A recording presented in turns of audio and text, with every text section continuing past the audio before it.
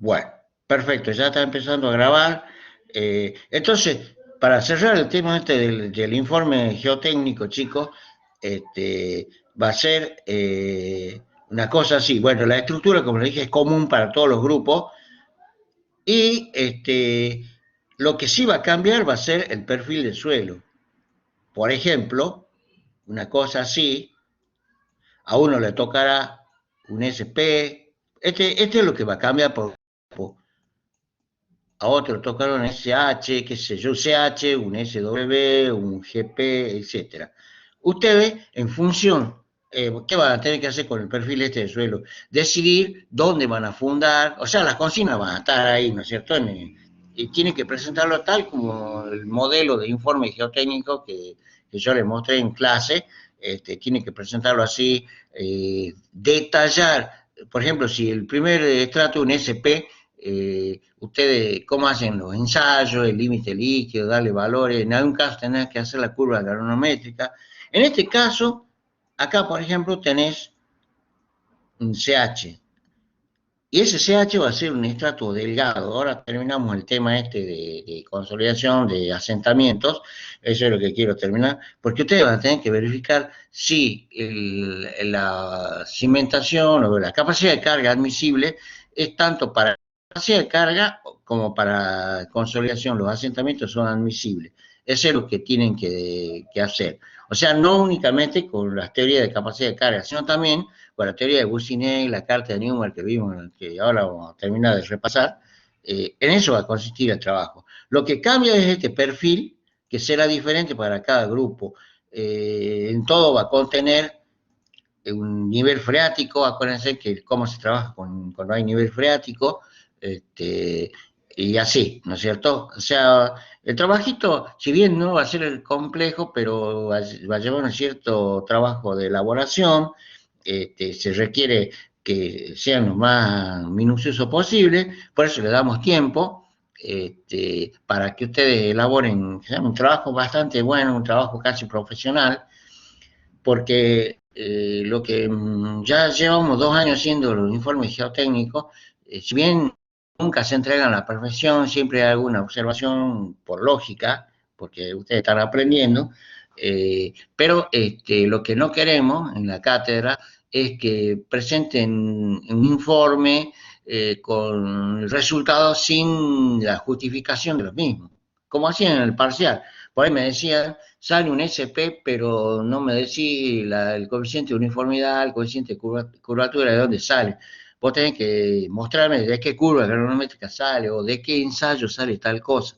Eso es lo que queremos más que nada que hagan. Y por supuesto que manejen bien los conceptos de capacidad de carga, resistencia al corte, clasificación de suelo, etcétera, etcétera. Bueno, entonces, a ver, entonces, bueno, ahora sí vamos a continuar. Ahora vamos a ver si me deja compartir el archivo. Está medio lento el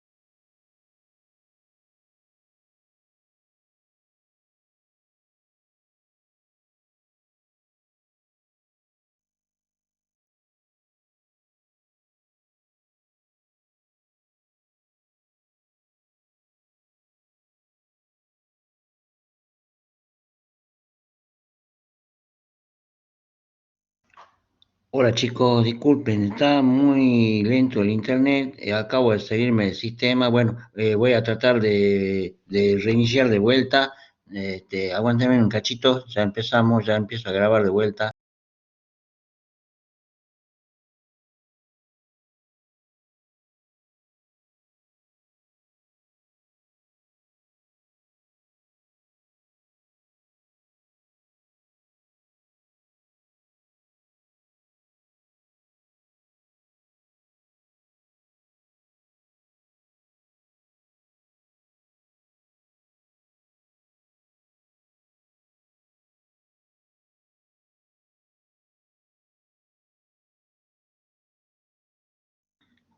Hola, hola, hola. Bueno, chicos, bueno, está grabando, acá quedamos las últimas clases, no terminamos justamente por problemas de conectividad. Esto le va a servir a ustedes para el trabajo final, bueno, también porque está en el contenido. La carta de Newmark que vimos que se obtenía en forma gráfica, es una solución gráfica de las ecuaciones de Boussinesq basado en esquemáticamente en considerar un área cargada circular. Sí, la presentación del informe es hasta después del 15 de junio, porque el 24 hay que entregar las regularidades, o sea, tienen esta semana y la otra para presentar el informe, así que esa es la fecha de presentación. De todas formas, ya lo voy a meter ya lo voy a dar en la plataforma bien las consignas, todo por grupo y las consignas generales, pero ahí está la fecha de presentación. No, no es nada. Es modalidad tarea, chicos, como hacíamos los parciales, así va a ser. Bueno, entonces, esto es basada en un área cargada. Se obtenía la carta de Newmark, que ya vimos cómo se usaba en las clases pasadas, donde vos lo que tenías acá era una sola carta y podías utilizarla cambiando la escala de esta partecita, ¿no? Este segmento, vos podés calcular las plantas, hacer las plantas de escala usando esta escala en función de las profundidades.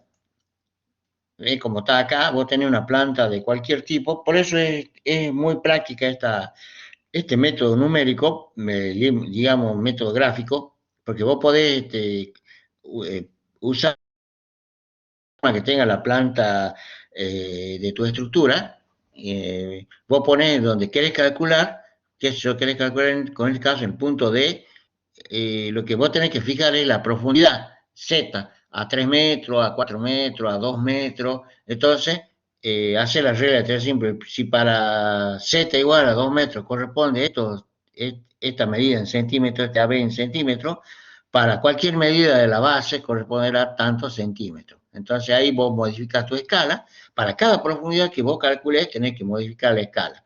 A mayor profundidad, obviamente, te va a dar un valor más chico.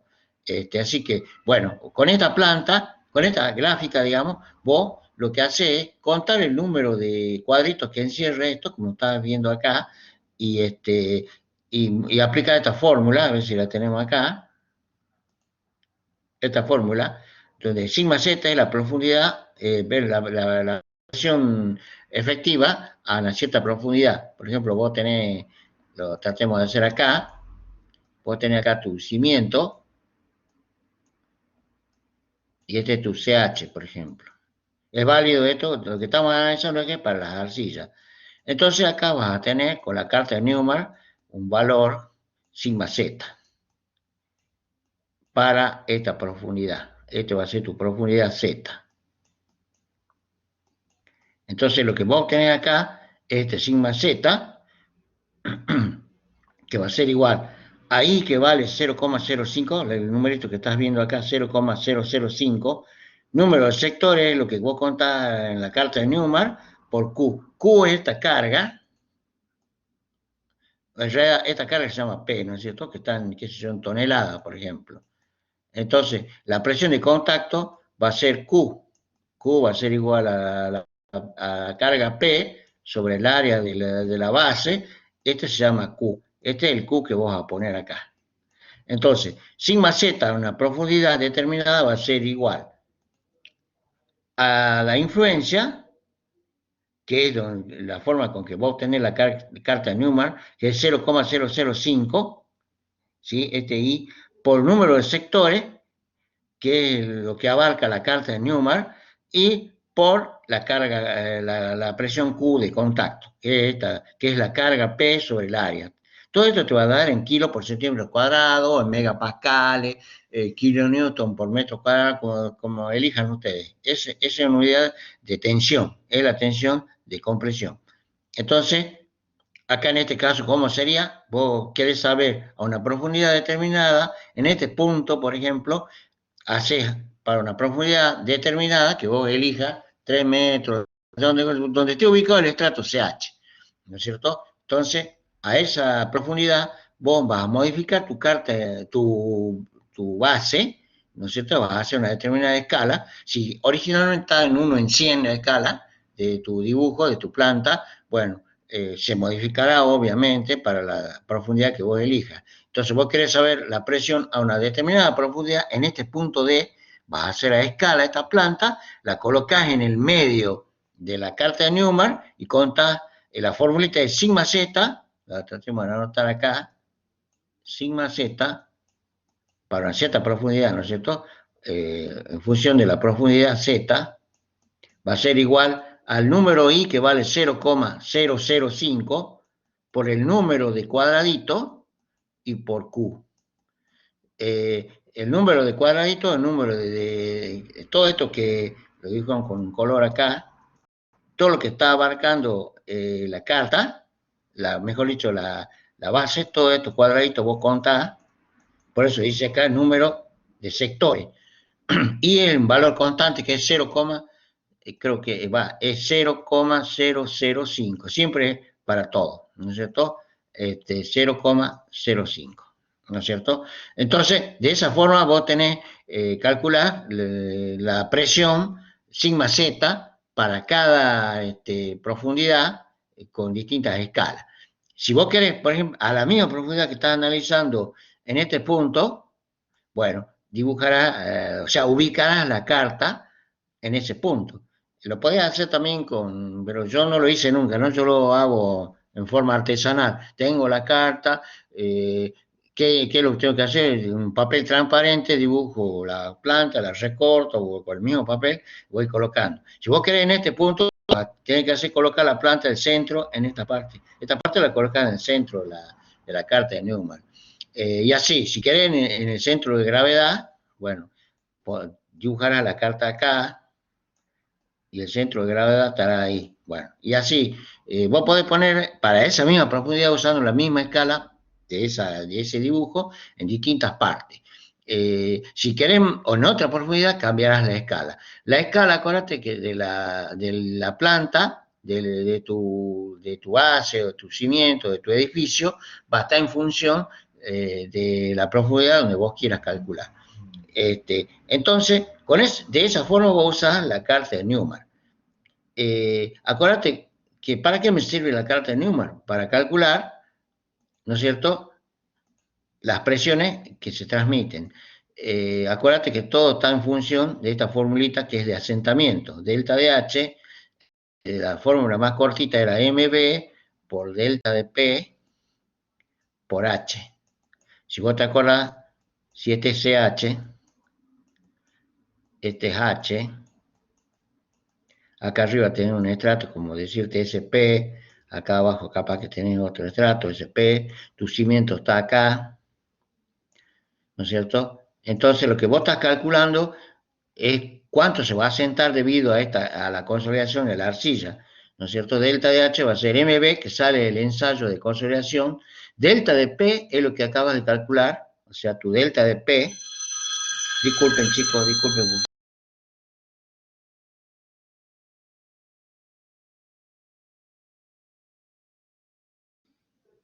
Hola, hola, disculpen, tu delta de P va a ser igual al 5Z que estamos calculando. O sea, el delta de P lo obtenés con la carta de Newman, dicho en otras palabras. En este punto y en el centro, por ejemplo. Tenés 3 sigma Z para una para esta profundidad, sigma Z1, sigma Z2, sigma Z3, si son parecidos, haces un promedio, ¿no es cierto? Y eso va a ser tu delta de P que vos tenés acá. Este delta de P es un promedio de estos tres que están acá, si es que tu estrato es muy delgadito. MB lo saca del ensayo de consolidación. H, el espesor o el espesor real de este estrato CH. Y bueno, de esa forma vos calcular los asentamientos que va a tener tu edificación en un suelo arcilloso usando la carta de Newman. Pero básicamente usas esta fórmula que es el asentamiento total primario. MB, te vuelvo a repetir, lo saca de lo que vimos en consolidación, sale del ensayo de laboratorio.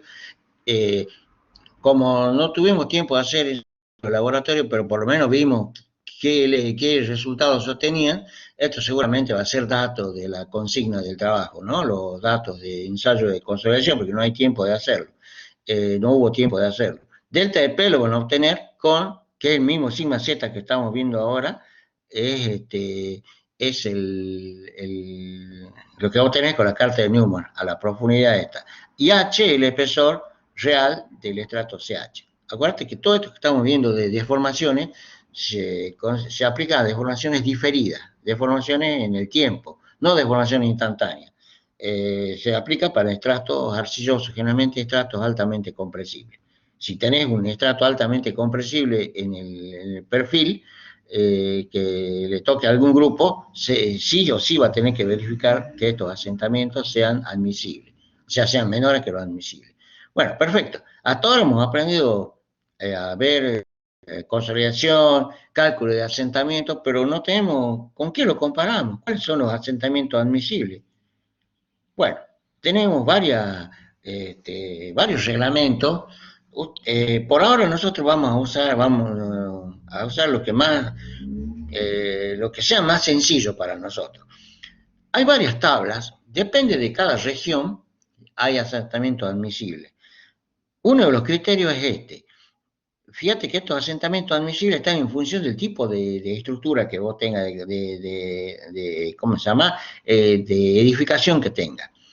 Fíjate que el valor eta es la relación, si tenemos un pórtico acá, por ejemplo, tratemos de dibujarlo, vos tenés un pórtico acá, cualquiera, un pórtico, y el pórtico tiene una deformación, así por ejemplo, este valor será un desplazamiento delta, y esta es la longitud o la altura del pórtico. Entonces este se define como eta, lo que estás viendo acá, como este desplazamiento total relativo sobre la altura total del pórtico. Esto es el desplazamiento que tiene el pórtico. Entonces, los desplazamientos admisibles que vos vas a tener, este es uno de los criterios.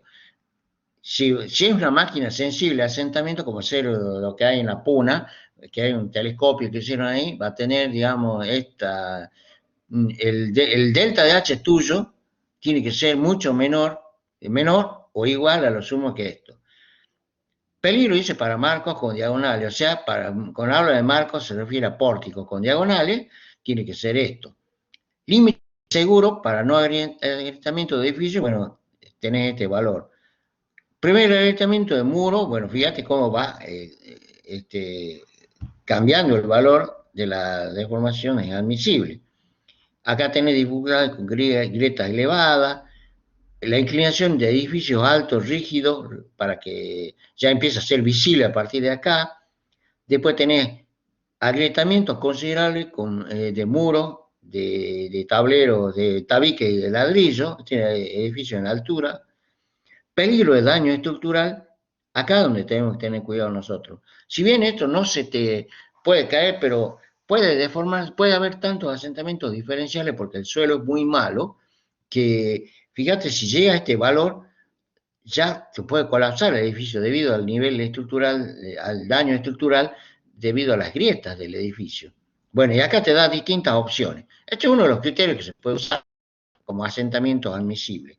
Después, esta es una norma vieja que se usa para puentes, Acá también está otra, la distorsión angular, que se llama, ustedes ya han haber visto en estabilidad. Bueno, tenés distintos límites, ¿ves? Generalmente cuando son valores muy bajos, que no se admiten casi deformaciones, son cuando tenés máquinas o elementos de precisión, máquinas de precisión. Fíjate que acá tenés un valor 1/600, peligro de colapso en pórticos con diagonales. Fíjate, uno es similar al que vimos anteriormente. 1/300 es peligro que se forme la primera fisura en muros o paneles. Bueno, y así tenés distintos valores de asentamiento admisibles. Bueno, acá tenés en pulgadas y en milímetros. Digamos, es más sencillo para nosotros porque te da una idea a priori.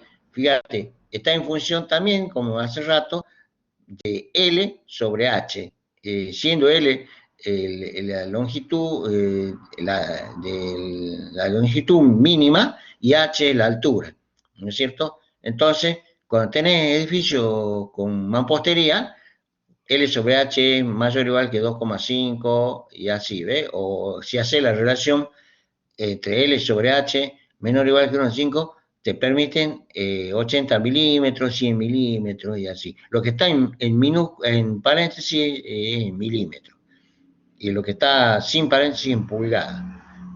Fíjate, bueno, tenés distintos tipos de... Son asentamientos admisibles, sí, ustedes pueden adoptar el criterio que quieran, pero traten de indicar cuáles, si usan esta tabla o si usan la tabla de las distorsiones, pero traten de hacerlo, o sea, usando la tabla y diciendo qué tabla usan. Y la adjuntan, digamos, en el informe geotécnico. En el caso que les toque verificar el tema de consolidación, de deformación.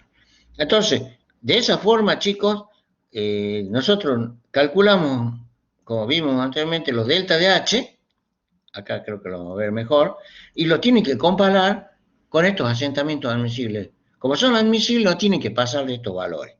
Si vos, el asentamiento que se produce es menor que estos que figuran acá en el reglamento, quiere decir que tu sigma z o las dimensiones que vos propusiste en la carta de Newman son las correctas.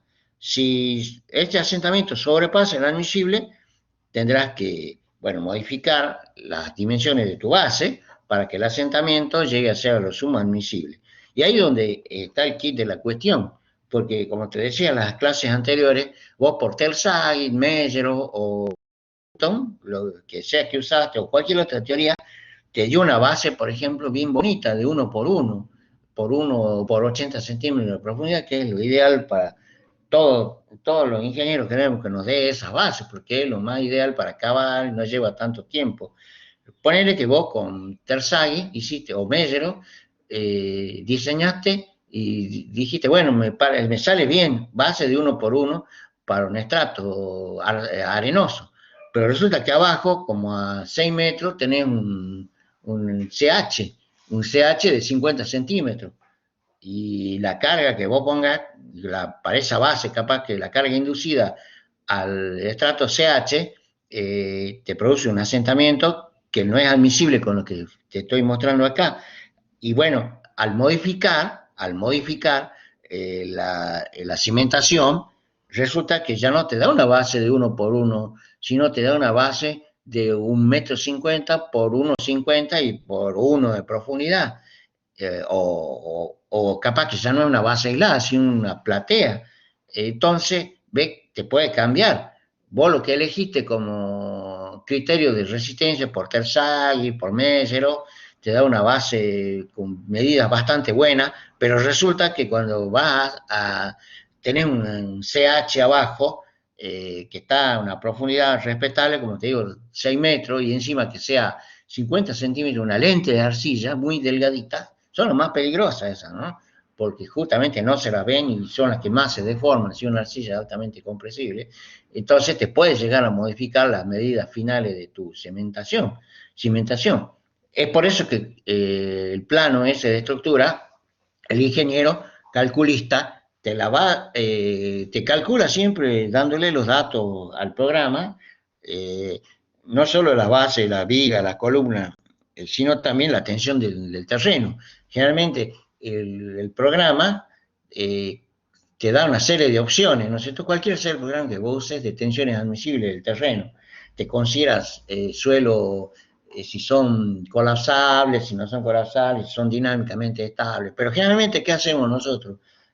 Cuando es un edificio sencillo nomás, bueno, se considera en base a observaciones de otras casas, de otros edificios, vos podés tomar 1,5 kilos por centímetro cuadrado de tensión admisible y se lo das al programa y bueno, te va a dar un terreno bastante bueno. Pero ¿qué pasa si tenés un edificio como planta baja y 3 niveles o 2 niveles? Y a partir de ahí el Copaipa te pide, o la municipalidad te pide ya el estudio de suelo, ya capaz que no es 1 kilo por centímetro cuadrado la tensión admisible, sino que sea menos. Entonces ahí ya, y encima hay un estrato altamente compresible abajo, bueno, ahí vas a tener que verificar no solo a la resistencia, sino también a las deformaciones diferidas. Entonces, tenés que hacer esas dos consideraciones. Te vuelvo a repetir, vos con Tersay y Mellero puedes tener unas bases, unas medidas, unas bases bastante, digamos, racionales, pero capaz que se te aumentan si no verificas los asentamientos admisibles. Vos tenés que quedarte con lo que te verifique. Si el asentamiento admisible con las medidas que hiciste con Mellero no verifica y te da medidas más grandes, tendrás que usar las medidas más grandes. Tienen que verificar las dos cosas, el asentamiento admisible y la tensión del terreno admisible al corte, o sea, por Mellero, por Skenton o por Tersay o por la teoría que vos utilices. Bueno, acá está, es lo que te decía, vos tenés una base, generalmente es lo que te decía la clase pasada, vos tenés una distribución de presiones verticales acá. Acá, por ejemplo, no se nota mucho el dibujito, pero te lo aclaro aquí. Esto sería la CH. Esto no está bien dibujado acá, esto sería, te lo dibujo de vuelta, porque no se nota mucho. Esto sería el CH.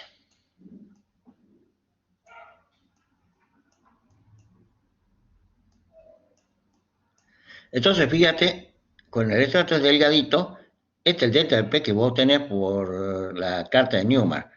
El delta del P que lo usas acá en esta formulita, la que está ahí a continuación. Fíjate, delta de H va a ser tu asentamiento. Generalmente lo calculas si el estrato es delgado, saca en la parte superior de la arcilla, en la parte inferior y en la parte media. Si los valores, al ser un estrato delgado, esta distribución que te estoy marcando acá, es casi la misma, por eso por ahí conviene hacer un promedio de los sigma z acá, sigma z al medio, sigma z en la parte inferior, haces un promedio y ese es tu delta de P que vos ves acá.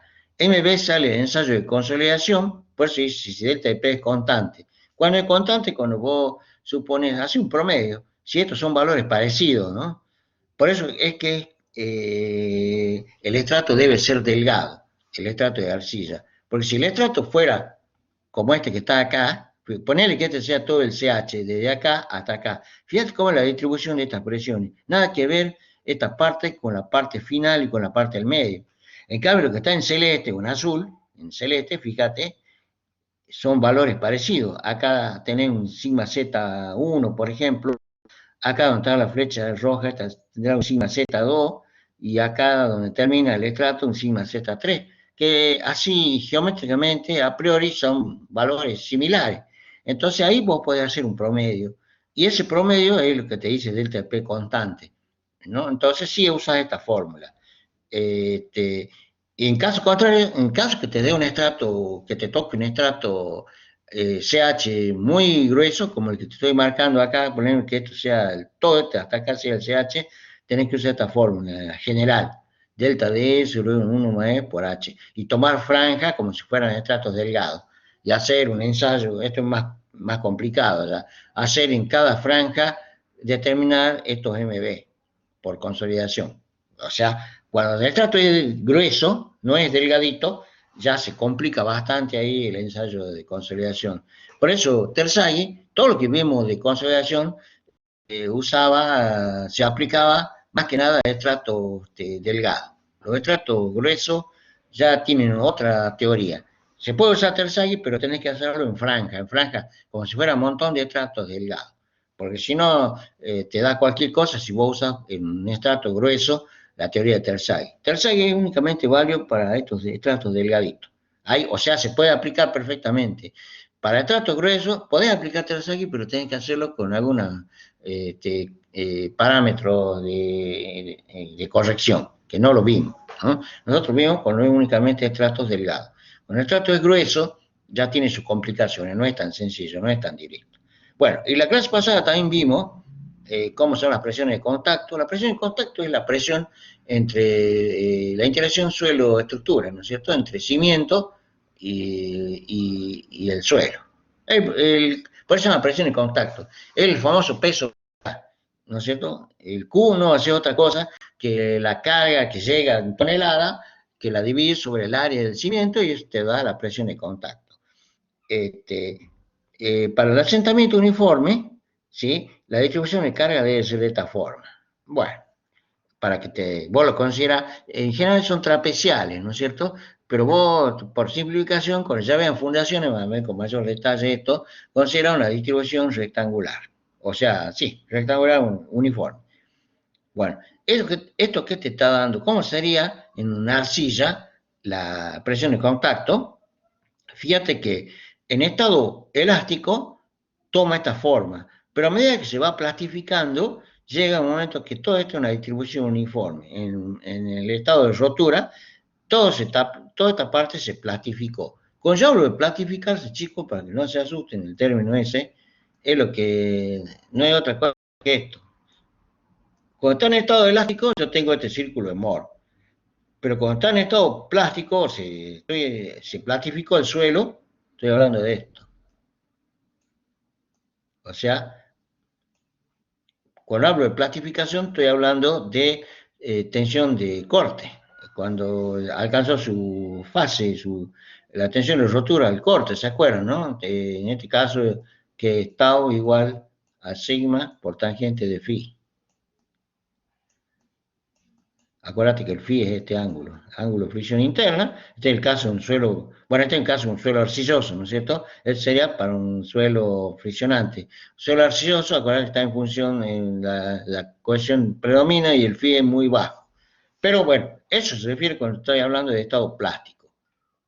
Y en suelo arenoso es al revés. Fíjate cómo tenés acá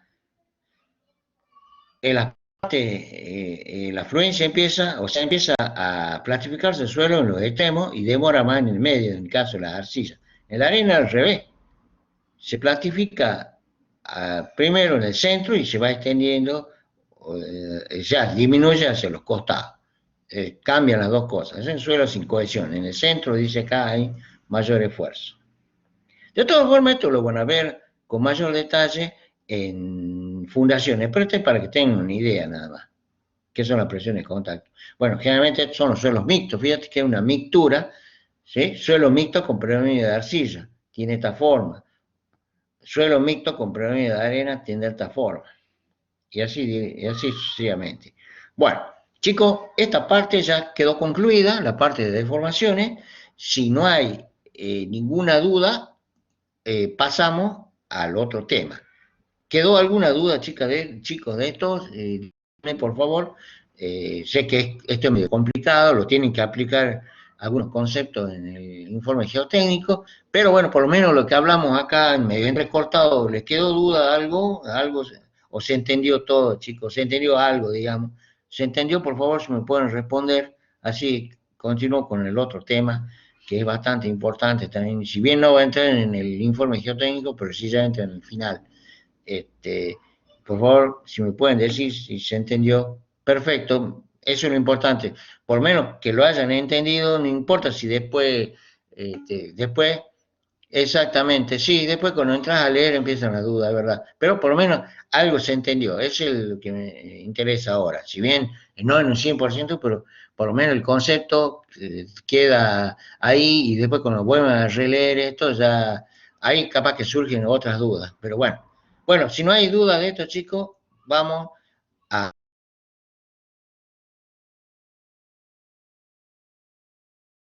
que me lo permita. que son las estructuras de retención. Cuando estamos hablando de estructuras de retención, estamos hablando de un concepto nuevo, que son estructuras para retener suelos, ¿no es cierto? Como ser muros de sostenimiento. Eso es lo que vamos a ver ahora. Hay diferentes teorías, como no el diseño de los muros, sino las pautas generales para determinar los empujes. Ustedes han visto empuje en la parte hidráulica, pero cuando calculaban los empujes hidrostáticos y todas esas cosas. Bueno, ahora vamos a hacer algo similar, pero empujes de suelos, de terreno. Bueno, ¿cuáles son las estructuras de retención? Hay dos tipos de estructuras de retención. Tenemos los muros, como este que está acá, que vamos a ver de qué materiales son. Pueden ser muros de piedra, de ladrillo, de hormigón armado.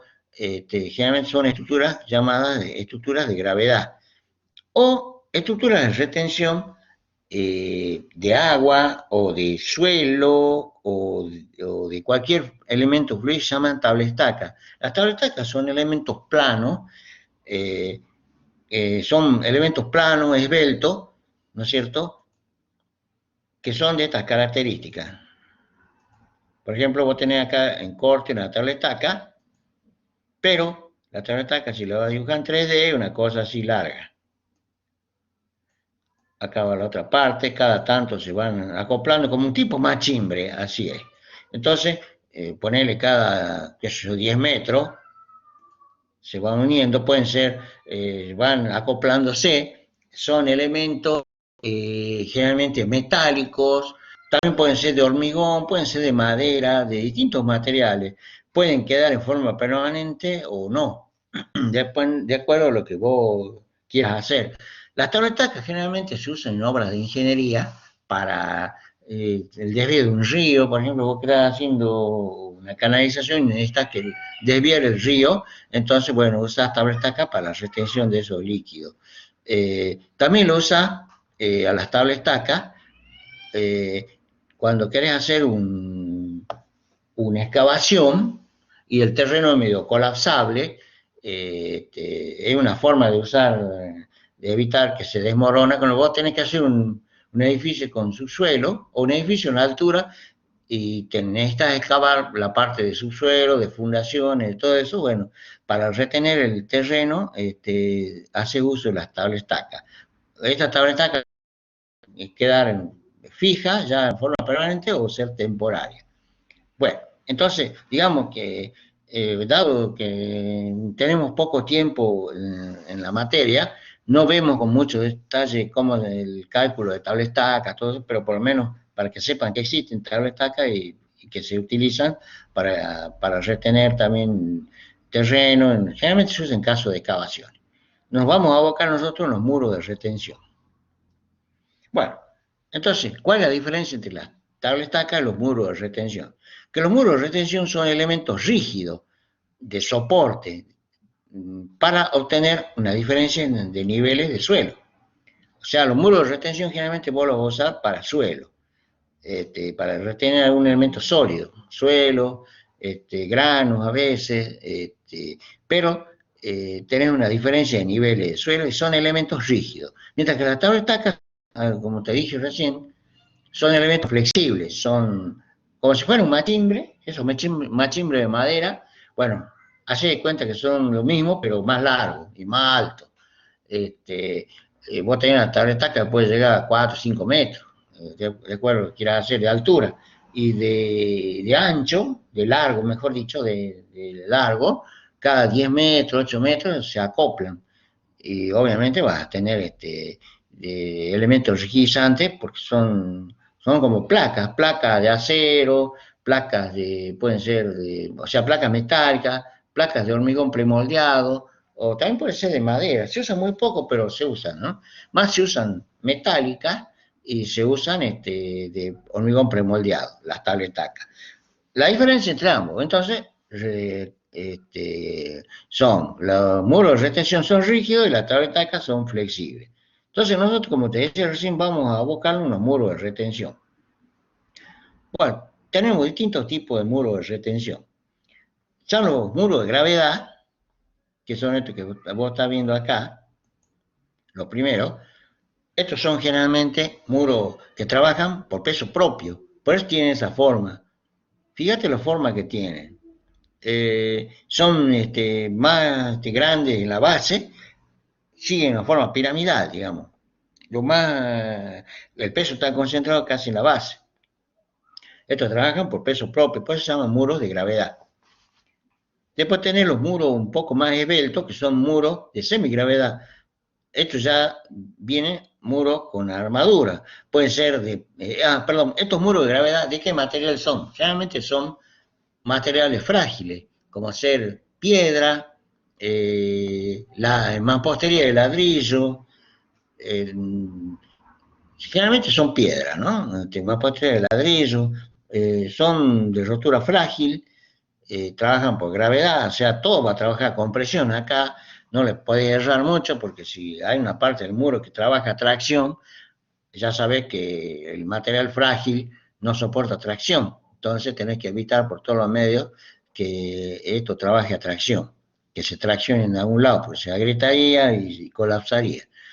Y el muro de gravedad, semigravedad, fíjate que acá en la figurita estás viendo que hay como una armadura acá, entonces ya es como te dice la palabra, puede trabajar un poco por peso propio, pero un poco también con auxilio de elementos como el hormigón armado, en este caso.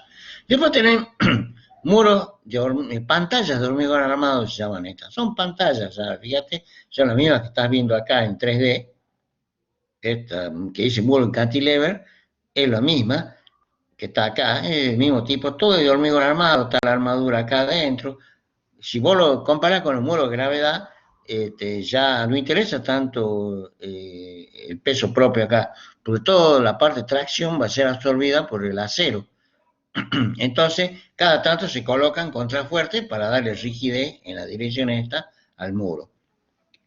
Si volvemos a la tabla estaca, acuérdate que esto se va clavando en el terreno y va reteniendo a lo largo de todo esto, y cada tanto vos le podés poner anclaje.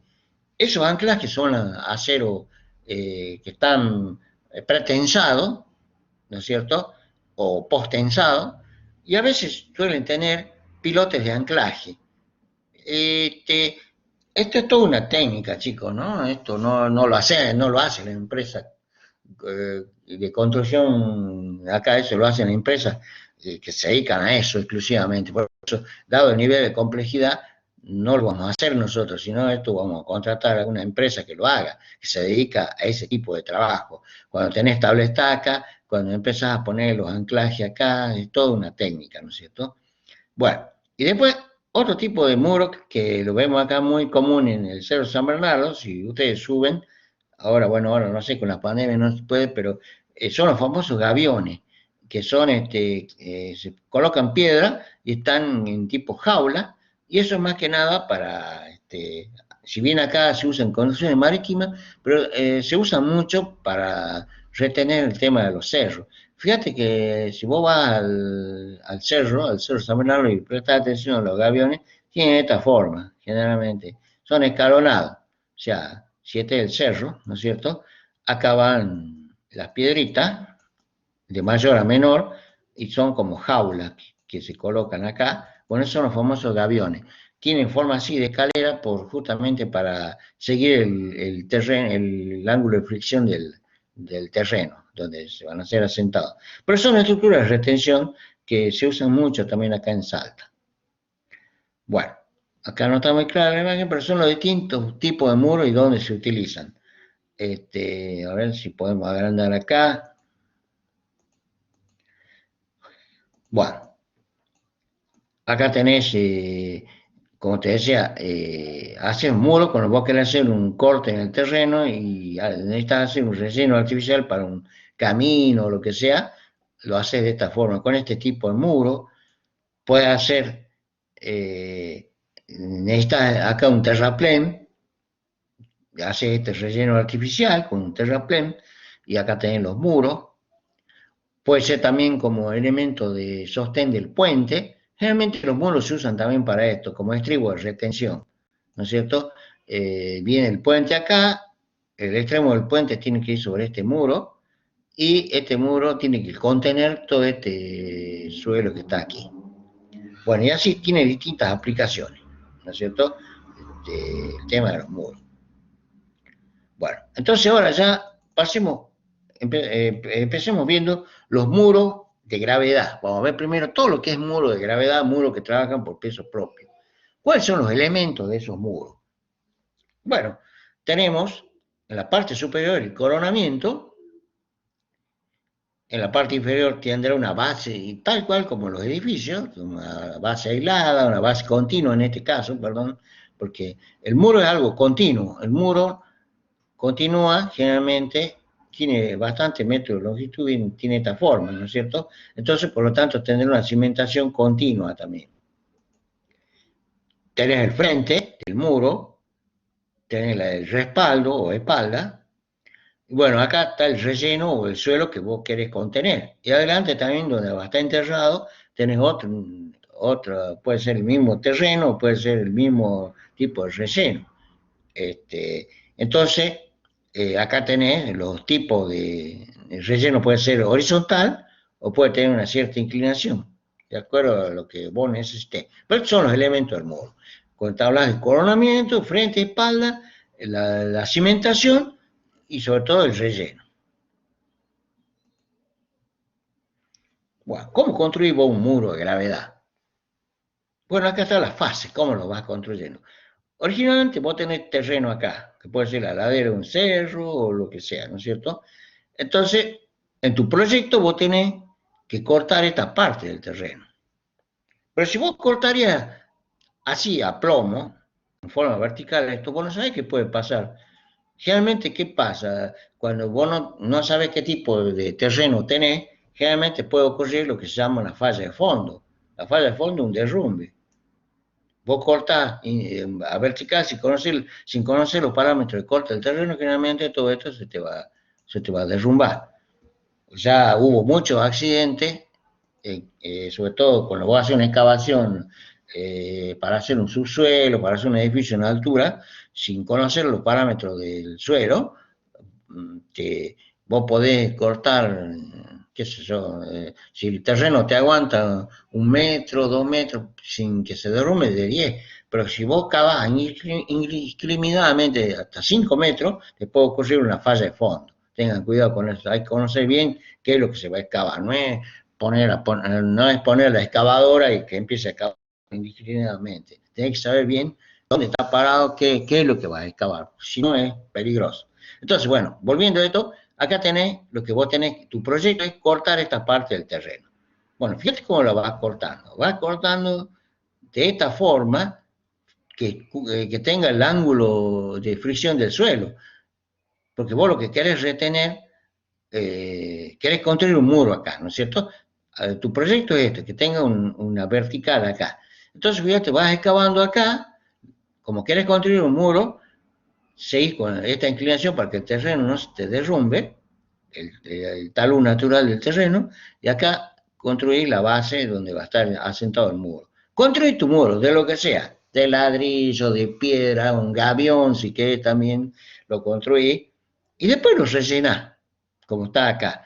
Este relleno puede ser del mismo material o puede ser si vos tenés acá un elemento arcilloso con mucha cohesión, el material capaz que puede usar un material arenoso de otro lugar, o puedes poner el mismo terreno. Generalmente vos pones un elemento que sea estable, un relleno estable, como una arena.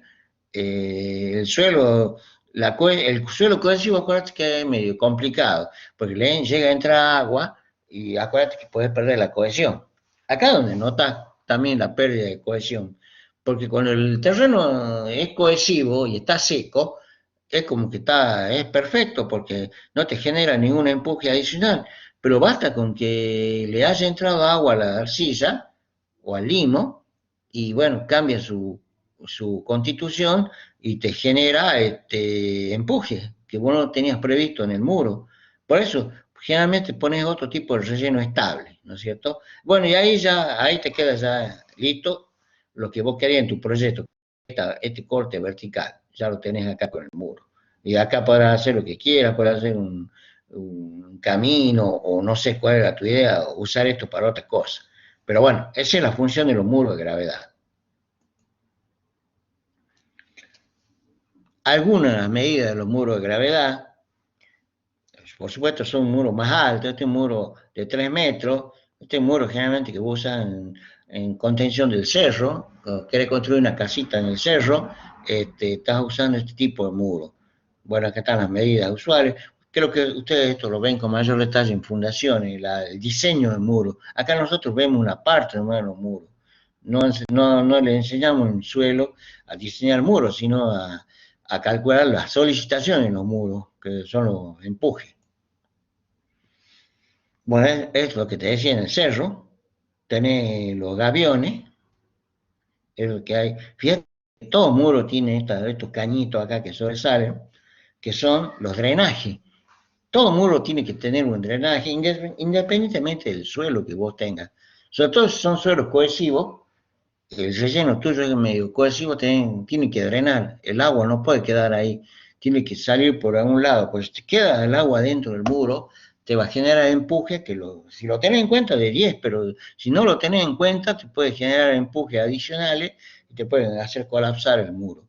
Bueno, acá tenemos un muro pantalla. Después tenés los muros que son de hormigón armado. Son muros pantalla que se llaman. Esto también van a aprender a calcular en la cátedra de fundaciones. La armadura va acá, son muros esbeltos, de gran longitud, pero muros esbeltos. Bueno, eso ya lo van a ver con el ingeniero Nelson, con mayor detalle.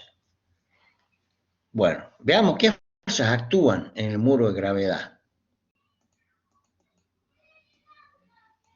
Actúan el peso propio, que está acá, como WW, peso propio. Y después, esto es lo que vamos a aprender a calcular nosotros, la fuerza solicitante.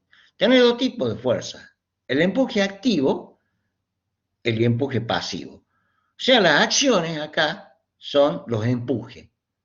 ¿Sí? Tenés el empuje activo, que es el que cuando el relleno empuja al muro, trata de hacerlo girar para este lado.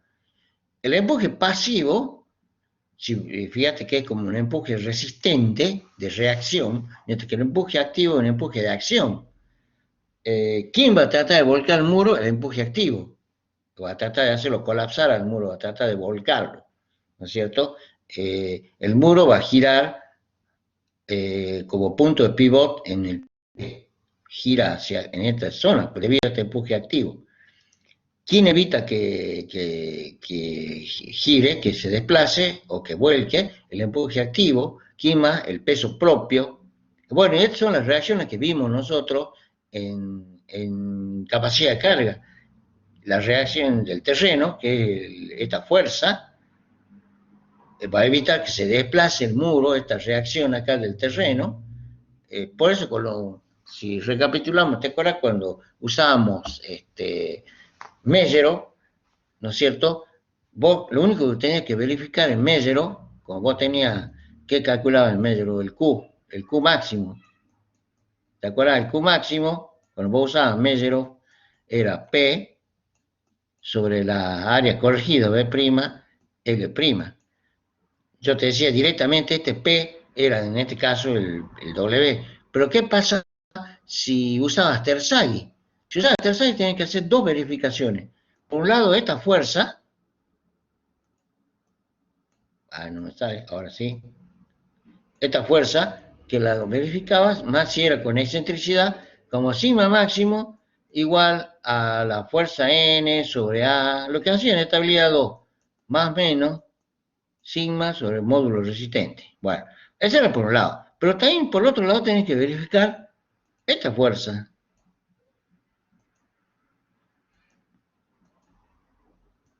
Esta que está acá, que es la fuerza horizontal. Llamémosle tau. Y esta fuerza horizontal se hace aplicando la ley de Coulomb, sigma por tangente de delta. Eso vamos a verlo ahora. Todo esto no lo vimos en capacidad de carga, pero así lo podemos ver ahora. Entonces, por eso te decía, si vos usas Terzaghi, tenés que verificar estas dos cosas. Por las fuerzas normales, con esta formulita, y las fuerzas tangenciales, con esta otra formulita de Coulomb. En cambio, Mellero se obviaba hacer estas dos demostraciones, directamente aplicaba la fórmula como si fuera carga normal, como si fuera una carga centrada. Esa es la diferencia entre Mellero y Terzaghi y Skelton. Bueno, y acá, volviendo a esto, tenés el peso propio, que va a ser una fuerza reactiva, el empuje activo, que es lo que vamos a aprender a calcular en esta unidad, y esa es la única fuerza activa que tenés. Obviamente que tendrá después otras fuerzas como ser, para lo que vos usas el muro, fuerza de frenado, la carga viva, el peso de las personas, pero principalmente las fuerzas activas que tratan de volcar el muro, en este caso el empuje activo. ¿Y quién reacciona, quién evita, quién trabaja a favor del muro? El peso propio, por ese muro de gravedad, el empuje pasivo y bueno, estas fuerzas resistentes de la cimentación. Son las fuerzas que van a evitar que el empuje activo lo vuelque al muro. Bueno, y acá tenemos con mayor detalle las fuerzas de gravedad que actúan en el muro, ¿no es cierto? También pues, si hay agua a nivel freático, ahí se complica más el tema, porque ahí tenés, aparte del empuje activo, las presiones de filtración, que tratan de volcar al muro, de elevarlo, si hay nivel freático, por ejemplo. También está la fuerza de frenado, la fuerza de empuje, debido, por ejemplo, que este es el estribo de un puente, poner que el puente esté acá, ¿no es cierto? Vamos a dibujar un poquito el puente acá, poner que acá venga el puente, este sea el caso de un puente, ¿no es cierto? El puente continúa acá, entonces acá vienen las fuerzas de frenado, ¿sí? Eso lo sacás por líneas de influencia o, bueno, por el método que quieras. Somos cargas en dinámica, cargas de movimiento. Tenés la fuerza sísmica. Bueno, tenés varias opciones para calcular, determinar los empujes del muro. Bueno, ahora sí vamos a entrar a ver, chicos, esto es, vimos algo ya en capacidad de carga. Acá lo vamos a ver un poquito más con profundidad. Entonces vamos a ver si no se me corta la internet, voy a compartir pizarra, espero que no se me corte, para hacer un breve repaso. Acuérdate, vamos a aplicar lo que nos acordamos más, para hacerlo más, digamos, que se acuerden ustedes. Veamos Terzaghi.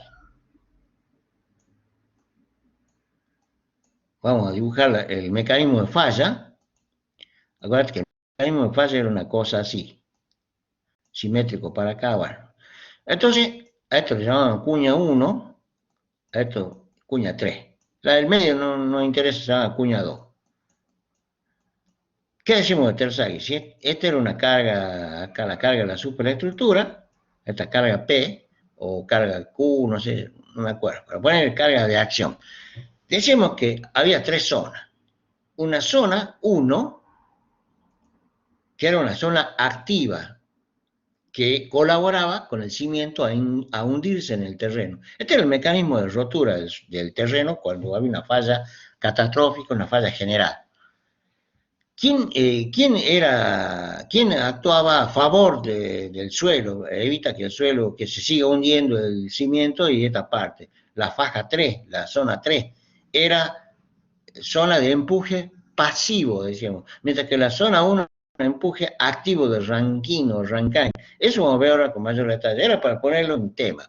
Ya lo vimos esto, así a la pasada, sin saber qué era, pero esta zona 1 es una zona activa y la zona 3 es una zona pasiva de resistencia, mientras que la zona 1 colaboraba con el cimiento, se hundía a la par del cimiento. Entonces una zona activa. Y la zona 3 es una zona de empuje pasivo. Entonces ahora vamos a ver, espero que se comparta y no haya problema. Esperen un cachito que se cargue. Parece que vamos bien hasta ahora. Entonces vamos a ver esta teoría. Ya entramos en tema. Bueno, estado de equilibrio plástico. Tenemos un suelo friccionante. Vamos a ver primero para suelo friccionante. Entonces, estos son suelos arenosos, llamados comúnmente arena, grava, estamos hablando de qué es lo que pasa en terreno, cualquiera que sea arenoso. Fíjate que el planteo es el siguiente. Tengo un elemento de suelo, cualquiera, este es mi nivel de terreno natural, un suelo puramente friccionante. Tomo un elemento del suelo como que está acá, se lo dibujo acá porque no se nota mucho qué es lo que está haciendo en la plataforma, digo en la diapositiva. Tomo un elemento delta de z a una profundidad z, ¿sí? Ese es el esquema del problema. Entonces, ¿qué es lo que está indicando este dibujito? Un elemento de terreno, ¿sí? Saco este elemento del suelo y lo analizo, ¿qué es lo que pasa? Entonces hay un elemento delta de z a una profundidad z, un medio semi-infinito homogéneo, que en este caso es un suelo friccionante. Fíjate que en ese elemento, tratemos de dibujar acá el elemento del suelo, hago un esquema de carga, o sea, es como que lo despojo de todo lo que hay y vemos qué carga está actuando, o sea, qué tensional tiene, mejor dicho. Por un lado tiene unas cargas verticales, como está todo comprimido en el suelo, esto se llama sigma B o P sub B. Fíjate que P sub B, que es este valorcito que estoy poniendo acá, tiene el valor gamma por Z. O sea, gamma es el peso específico del terreno, el gamma M, y Z es la profundidad, es el peso propio. O sea, verticalmente está sometido al peso propio. Y horizontalmente, el pH, que vos ves acá, es este valor. A ver, borremos un poco. Entonces, el pH, la presión horizontal, este valorcito que vos ves acá. Fíjate que es un valor proporcional al peso propio. O sea que tu pH, lo volvemos a escribir acá, la presión horizontal, es igual a gamma Z igual que la vertical, pero proporcional a un coeficiente K sub 0. Ese K sub 0 se llama coeficiente de tierra en reposo. Entonces, ahora te explico qué significa. Antes que nada, fíjate cuánto vale ese K sub 0. K sub 0 es igual, fíjate ahí la diapositiva, es 1 menos seno de phi. Seno de phi es el ángulo de fricción interna. Acuérdate que el phi, cuando hablemos ahora, es lo que vimos en resistencia corte, el ángulo de fricción interna. Vale entre 0,4 a 0,8. 0,4 es para arena y 0,8 para grava. ¿Sí? Es el coeficiente de tierra en reposo. Ahora vamos a tratar de compartir de vuelta pizarra para explicar bien qué significa esto. Bueno, lo hagamos tranqui, despacito, porque esto es algo nuevo para ustedes. Volvamos al círculo de Moore, este es tau, este es sigma, estamos hablando de un suelo friccionante. Entonces dibujemos nuestra línea de falla. Acuérdate que este phi, la recta este tau igual a sigma, tangente de phi. Bueno, acá tenemos nuestro terreno, nivel terreno natural, nuestro elemento delta de z a esta profundidad z. Entonces, fíjate, este elemento de suelo está sometido al estado tensional siguiente. P sub B, que hemos dicho que es igual que acá abajo el mismo, el estado tensional hemos dicho que es gamma por Z. Y este horizontal, pH, es igual, lo mismo a gamma Z, pero afectado en coeficiente K sub 0, que se llama coeficiente de tierra en reposo. Bueno, yo quiero hacer graficar esto en el círculo de Moore. Y es lo siguiente, mi círculo de Moore es este, donde esto es PV igual a gamma Z, y este es pH igual a K sub 0 por gamma Z.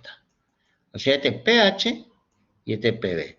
Fíjate que este es mi círculo de Moore y el suelo en todo punto que vos estás viendo acá, este es el suelo friccionante, en medio semi-infinitamente largo.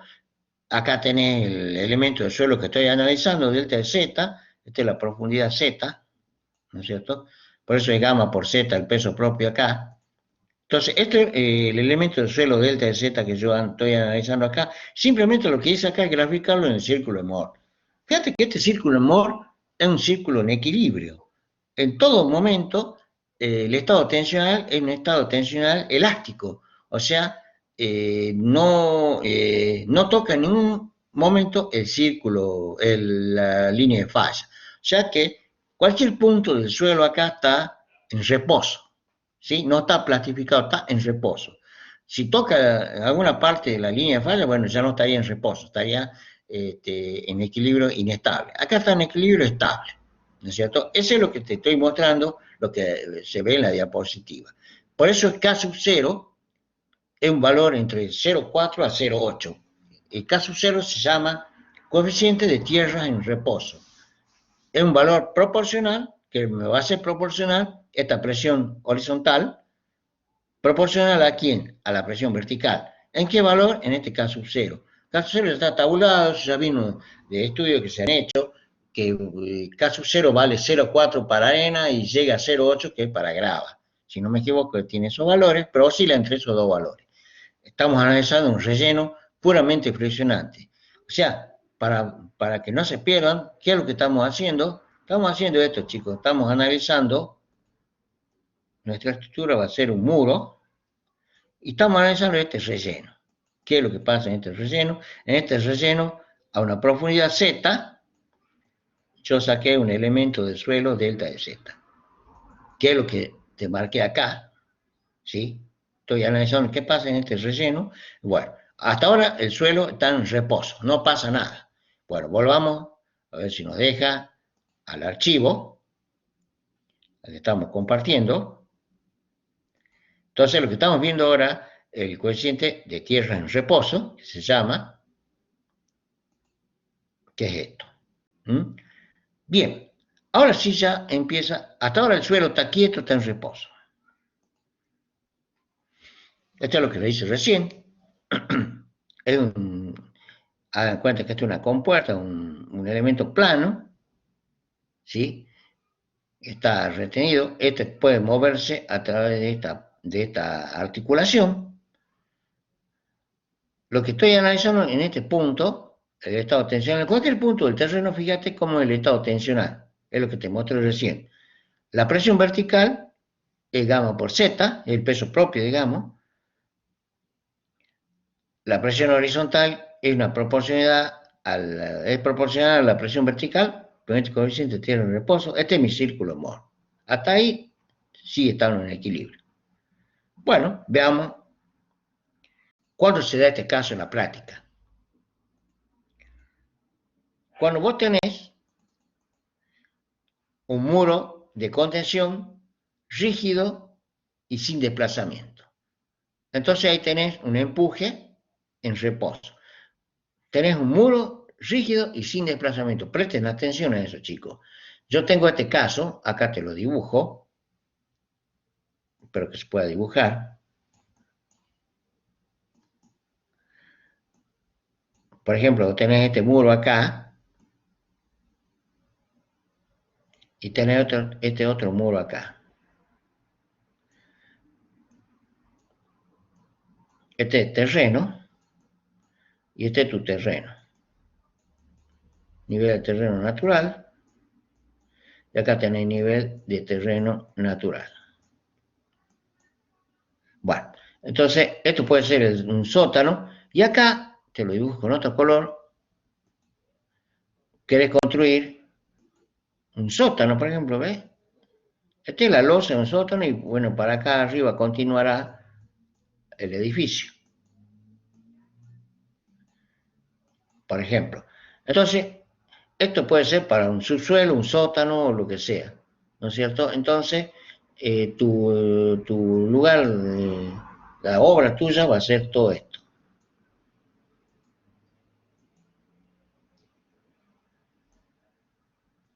¿Sí? Este va a ser el sótano o el subsuelo. Bueno, fíjate que el muro, estos dos muros, están vinculados entre sí por un elemento rígido que puede ser una losa. Entonces, no tienen desplazamiento los muros están quietos, son rígidos. Y acá sí se te va a generar un empuje de este lado al muro, se le genera un empuje que vamos a llamar empuje en reposo, es sub cero. Y acá lo mismo, un empuje es sub cero debido a esta presión sigma cero. Y sigma cero hemos visto que es gamma por z por k sub cero. ¿Sí? Acuérdate que el empuje de hidráulica es similar, un medio de gamma por h cuadrado, bueno, no me acuerdo en este momento la fórmula, pero este empuje es generado por este sigma cero. Ya lo vamos a ver enseguida cuánto sale. No los quiero complicar mucho con muchas fórmulas, pero quiero que entiendan el concepto. Entonces, volviendo al concepto, ¿no es cierto? Esto vamos a tratar de borrar, no sé si se borrará por parte. Bueno, se borró todo. Entonces, aprovechemos este dibujito que está acá. Si acá vos tenés una losa rígida, acá, que no deja que el muro se desplace, entonces acá se va a generar un empuje de un reposo, E sub cero, empuje E sub cero, o empuje reposo. Entonces, cuando se genera un empuje de reposo, cuando vos tenés acá un elemento rígido que evita que este muro gire o se desplace. Entonces ahí sí tenés un empuje en reposo. Bueno, veamos qué pasa ahora en estos dos casos. Vamos a analizar el círculo que está en rojo y el círculo que está en verde más adelante. Analicemos el círculo rojo. Vos tenés el suelo que está en reposo. Te lo voy a dibujar acá de vuelta, este círculo 1. Fíjate que este es el punto en común que es gamma por z, igual a la presión vertical. Fíjate qué pasa con el suelo acá. Empieza a disminuir su presión horizontal, o sea, disminuye por algún motivo, no sé cuál motivo será, pero disminuye. Entonces vamos a dibujar un círculo intermedio. El círculo llega a esta posición, te lo vuelvo a dibujar de vuelta porque si no, con azul. Un círculo intermedio, que no toca la línea de falla. Y llega hasta el círculo rojo. En el círculo rojo, fíjate que tiene una presión mucho más chica, si borro todo esto, acuérdate que este valor es sigma z, el peso propio del suelo. Esto hemos dicho que es sigma z, o sigma h, igual, perdón, sigma vertical, igual a gamma por z. Hay escrito, de todas formas. Este es gamma por z, este valor. Va achicándose, va disminuyendo la presión horizontal hasta que este círculo se hace tangente a la línea de falla. Ojo ahí, acá en un estado tensional límite. Y ese estado tensional límite, como está en un estado límite, el valor menor que toma la presión por eso se llama sigma 3. Y es igual a gamma por z, al peso propio como antes, pero ahora este K ya no es K sub 0, se llama K sub A, que es el que vos tenés marcado acá. Es una disminución de la presión horizontal. ¿Hasta dónde disminuye la presión horizontal? hasta que se hace tangente a la línea de falla. Por eso lo dibujo en rojo el círculo. Es un círculo de rotura, digamos, un círculo de falla.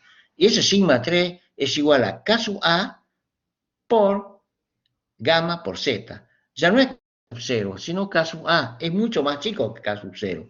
K sub A se llama coeficiente activo. Acá se generó una tensión límite, una tensión de rotura, de desplazamiento, acuérdate de resistencia al corte. Entonces, ¿qué significa esto? Que ocurrió un desplazamiento del terreno. Veamos cómo es la deformación de este elemento de suelo. Si vos tenés tu elemento de suelo acá, vamos a dibujarlo si se puede, originalmente este es tu delta de Z. Pero ¿qué pasa? ¿Cómo se deforma cuando ocurre el desplazamiento activo?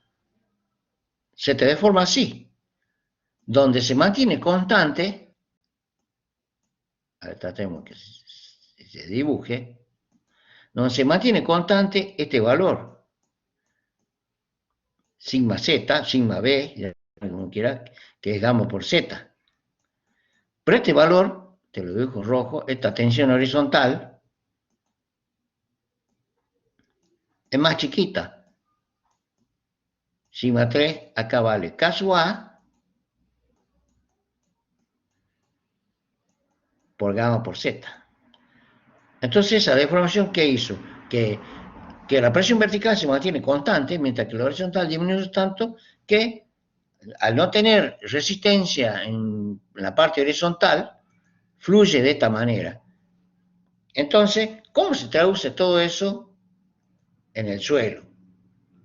De la siguiente forma. Si vos tenés acá el suelo, la pantalla, digamos esta, acá está el elemento, el relleno, vos dejás que esta parte se desplace, gire, un libre giro, que gire a través de esta articulación, vos dejás que se desarrolle el equilibrio, que el suelo se autosustente, entonces empieza a actuar lo que se llama empuje activo. Para que haya empuje activo, el muro debe girar libremente. Entonces, fíjate que acá va girando el cajón hasta que llega a un punto que se mantiene en equilibrio.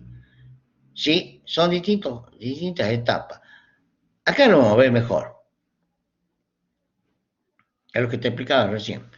Este es cuando está en reposo. La primera etapa, esta que está acá vertical, donde este 45 grados menos phi sobre 2. Bueno, esto ya vemos después de esta inclinación.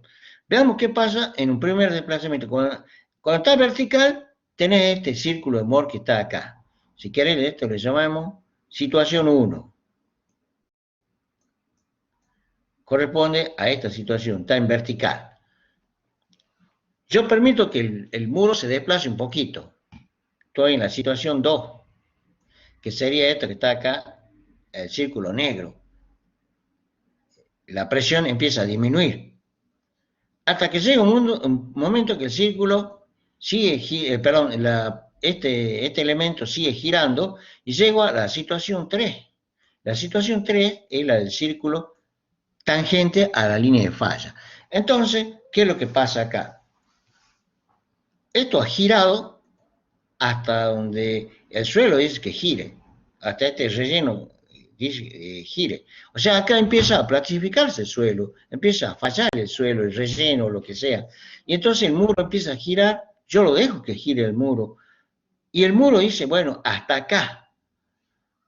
Si el muro está mal diseñado y sigue girando, obviamente que el suelo lo va a hacer colapsar al muro. Entonces, ¿qué es el equilibrio activo? Entonces, pues se llama activo. Porque ¿cuándo hay equilibrio activo de Rankine? Cuando yo dejo que el muro gire, obviamente un giro controlado, ¿no? Un desplazamiento acá controlado y un giro controlado.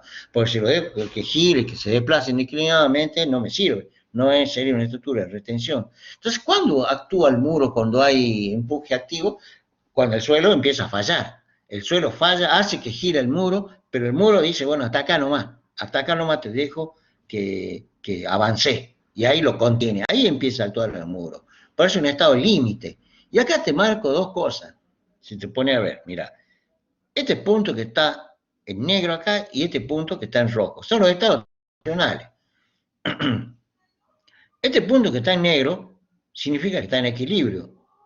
Si yo tomo el estado tensional de este punto, me va a dar un círculo como este que está acá, en estado de reposo. No toca para nada la línea de falla. Mientras que el círculo que está en el puntito que está en rojo, quiere decir que toda esta parte del suelo está plastificada. Entonces esto genera, cuando está plastificado, genera líneas de desplazamiento que tienen esta inclinación. Así y así. Quiere decir que de esa forma se va a derrumbar. Cuando el empuje es activo, estas líneas de falla son a 45 grados menos phi sobre 2. Si te pones a ver ahí, son líneas de desplazamiento. Entonces, chao. Entonces tenés dos estados de equilibrio. Un estado de equilibrio activo, que es cuando el muro se está desplazando, y cuando está en reposo. ¿Esto qué quiere decir? Que en un estado activo hay partes que no, ni se enteraron que el suelo se está rompiendo, como en este caso acá está en estado de reposo, y acá cuando está en equilibrio activo, límite, que el suelo está desplazándose, por eso está desplazando al muro hasta acá. O sea, el suelo lo empuja al muro, lo hace correr al muro hasta acá nomás. Si el muro sigue corriéndose después de este delta de A, de este último delta de A, chao, ¿no? No sirve, o sea, ocurre una catástrofe. Pero si el muro se queda, o sea, se desplaza el muro y lo retiene al suelo, que ya está, digamos, en su límite, entonces ahí actuó bien el muro. Si el muro sigue avanzando después de este desplazamiento, quiere decir que también va a arrastrar el suelo, que supone que lo está conteniendo y ocurre un colapso. Bueno, chicos, hasta acá está claro lo que estoy hablando, ¿no? Porque este es nuevo para ustedes, no lo han visto nunca. Se llama estado de equilibrio activo. ¿Se entiende, chicos, hasta acá? Por favor, díganme, si no, bueno, volvemos a explicar esto, no hay problema, porque es algo nuevo para ustedes. Por favor, si me dice si por lo menos se entendió el concepto. Bien, la zona de 45 grados menos phi sobre 2 significa que la inclinación significa que, a ver,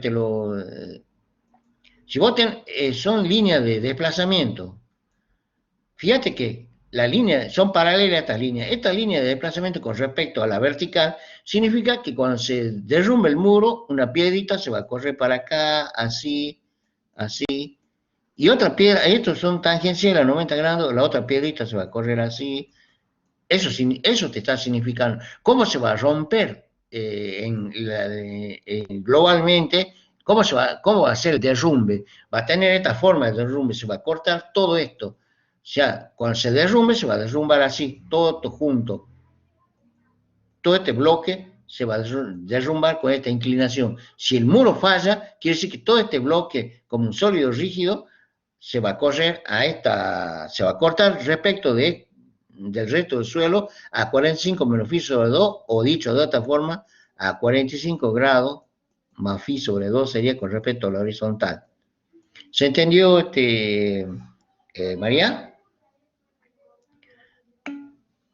Perfecto. Entonces, esa es la inclinación, no por nada. Bueno, entonces, otra duda, chicos, con respecto a lo que estamos hablando, ¿se entendió? Por favor, me dicen si se entendió, por lo menos se entendió, no digo que lo hagan memorizado, pero por lo menos ya, perfecto. Sí, la idea, por lo menos, eso es lo que yo quiero que se entienda, la idea del desplazamiento del muro. Esto es, por eso es medio, de entrada es medio complicado de entender. Por eso te hacía la diferencia entre empuje de reposo y empuje activo. Ahora veamos la diferencia entre las dos. Acá te muestro esto nomás. Fíjate lo que está en rojo. Acá es cómo se deforma el empuje activo. Lo veamos, ya con esto terminamos, lo veamos en la pantalla, en la pizarra, mejor dicho, la diferencia entre el empuje activo y el empuje en reposo. Entonces, vamos a dibujar los dos muros,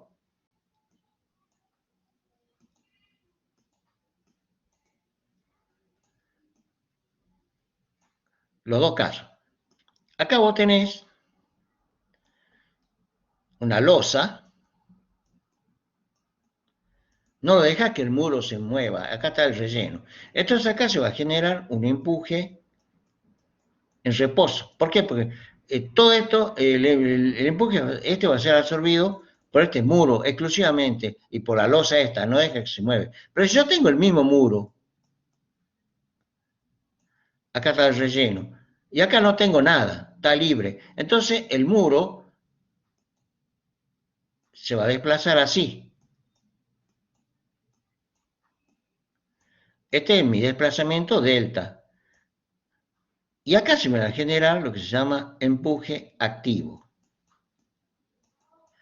Para que haya empuje activo, tiene que haber un desplazamiento del muro. Si no hay desplazamiento del muro, no hay empuje activo.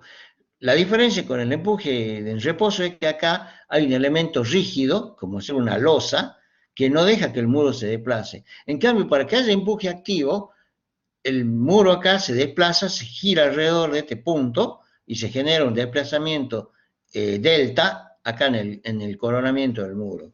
Esa es la diferencia entre ambos empujes. El empuje activo, ¿cuál es la diferencia entre los dos económicamente? Tengo entendido que si vos calculás un muro con un empuje en reposo, el muro va a ser más grande, va a ser más rígido, más armado. En cambio, con el empuje activo, también depende de las condiciones constructivas que tenga. Con el empuje activo, no tenés que tener nada arriba y te va a generar un muro de gravedad mucho menos grande, rígido, que si fuera un empuje de reposo. Entonces, ¿por qué? Porque acá va a trabajar el muro por gravedad, va a sostener el suelo que se está derrumbando, ¿sí? Como te decía, el muro gira, pero ¿hasta dónde gira? Depende, por supuesto, de cómo lo diseñes vos, va a girar hasta un cierto punto donde lo contenga el suelo. Si sigue girando después de ese punto de admisible, obviamente ya no sirve, ya el muro quiere decir que colapsó. Cuando hay una falla del relleno, vos te vas a dar cuenta porque el muro está agrietado, está girado. ¿Cómo lo materializamos eso en la práctica? Cuando hay un desplazamiento del muro, obviamente va a haber una grieta o va a haber algo, pero se queda ahí nomás. Ahora, si falló el muro es porque giró más allá de lo permitido. Y si giró más allá de lo permitido, hay un colapso del relleno, del suelo, del cerro que esté conteniendo. Esa es la idea, chicos. Bueno, si no hay preguntas, chicos, vamos a dejar acá. Y bueno, en el transcurso de la semana ya les voy compartiendo. De acuerdo, tenemos que definir qué tipo de estructura vamos a hacer en el informe geotécnico, si va a ser la que van a ver con el ingeniero Albarracín o bueno, o la que van a ver conmigo. Esto tengo que hablar con ella y sea cual sea el tipo de estructura, yo quiero que, bueno, vamos trabajando esta semana, les voy compartiendo esta semana el perfil, por lo menos por grupo. Ya tengo los grupos. Por favor, si me pueden mandar por correo de vuelta a esos dos grupos, justo se cortó el internet. Uno era de Franco Benítez y el otro de Gisela, sí lo tengo, de Franco Benítez creo que ahí, pero me lo pueden mandar, por favor, me lo pueden mandar, por favor, así ya tengo los grupos, porque justo se cortó el internet y no quedó grabada esa parte. Si son tan amables, chicos, los grupos que faltaban. Gisela, ya sé que ya te anoté, pero si me lo pueden enviar de vuelta, te agradecería. Bueno, yo por mi parte dejo acá nomás, chicos, y nos encontramos el martes, si Dios quiere. Sí, exactamente. Confirmamos eso, María. Eh, bueno, entonces la gente que faltaba, por favor, por Gmail me lo manda. Bueno, chicos, si no hay nada más, nos estaremos viendo el próximo martes. Les agradezco la atención. Muchas gracias. Chau, chau.